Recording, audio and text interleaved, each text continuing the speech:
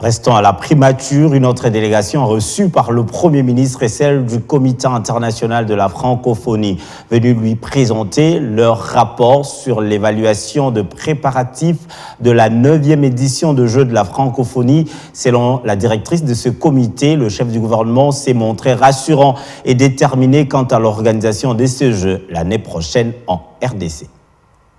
Moi, je suis en mission depuis 3 semaines. Dans une mission d'expertise accompagnée des experts du Comité international des Jeux de la francophonie dans tous les secteurs organisationnels, ainsi que des délégués internationaux des fédérations internationales sportives. Aujourd'hui, nous avons souhaité faire une mise au point,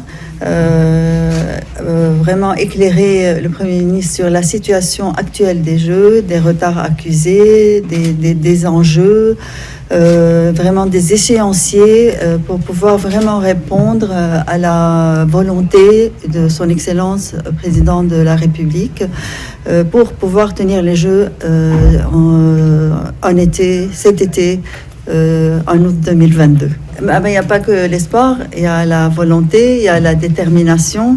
Donc aujourd'hui, nous avons vu un Premier ministre déterminé, entouré du ministre de l'intégration régionale, de tout son cabinet.